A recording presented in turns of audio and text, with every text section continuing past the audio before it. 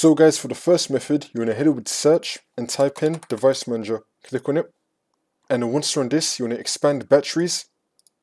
Now you want to find your batteries. You want to right click on it and then click on update driver and then click on search automatically for drivers.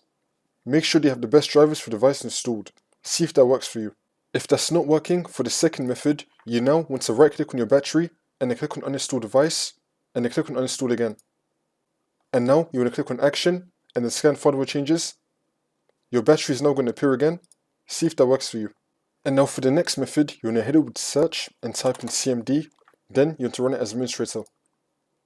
And then click on yes. And then once you're on this, you want to type in msdt.exe space /ID space power diagnostic. Click on enter. And then once this comes up, you want to click on next. Wait for this to load. If it detects anything, it's going to fix it for you.